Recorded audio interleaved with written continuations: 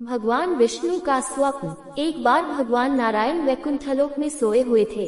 उन्होंने स्वप्न में देखा कि करोड़ों चंद्रमाओं की कांति वाले, त्रिशूल डमरूधारी, स्वर्णाभरण भूषित, सुरेंद्र वंदित, सिद्धि सेवित त्रिलोचन भगवान शिव प्रेम और आनंदातिरेक से उन्मत्त होकर उनके सामने नृत्य कर रहे हैं। उन्हें देखकर भगवान विष्णु हर्ष से गदगद हो उठे और अचानक उठकर बैठ गए। कुछ देर तक ध्यानस्थ बैठे रहे। उन्हें इस प्रकार बैठे देखकर श्री लक्ष्मी जी पूछने लगी, बैकवर्ड भगवान, आपके इस प्रकार अचानक निद्रा से उठकर बैठने का क्या कारण है?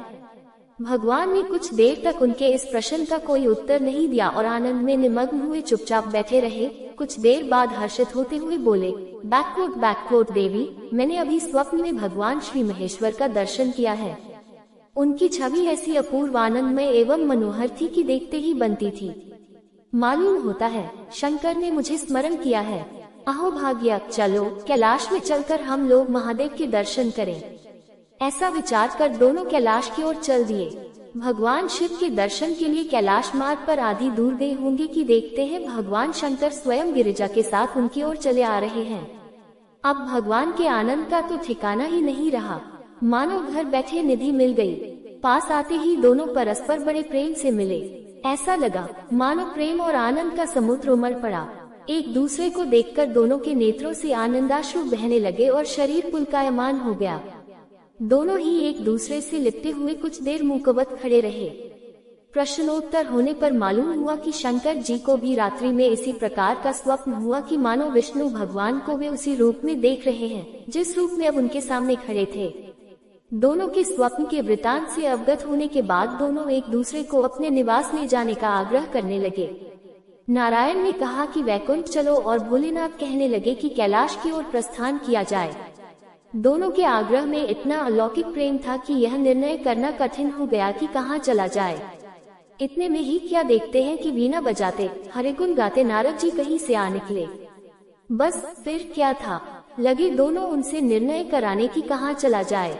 बेचारे नारद जी तो स्वयं परेशान थे उस अलौकिक मिलन को देखकर। वे तो स्वयं अपनी सुध बुध भूल गए और लगे मस्त होकर दोनों का गुणगान करने। अब निर्णय कौन करे? अंत में ये तय हुआ कि भगवती उमा जो कह दे वही ठीक है।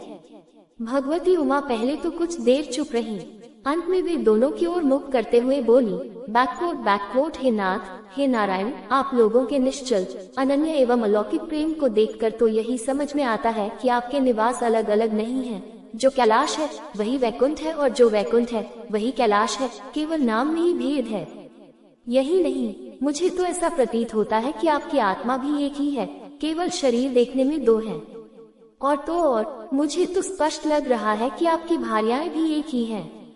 जो मैं हूँ वही लक्ष्मी है और जो लक्ष्मी है वही मैं हूँ।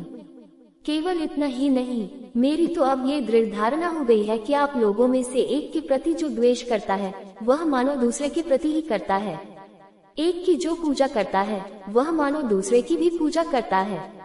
मैं तो तय समझती हूँ कि आप दोनों में जो भेद मानता है उसका चिरकाल तक घोर पतन होता है।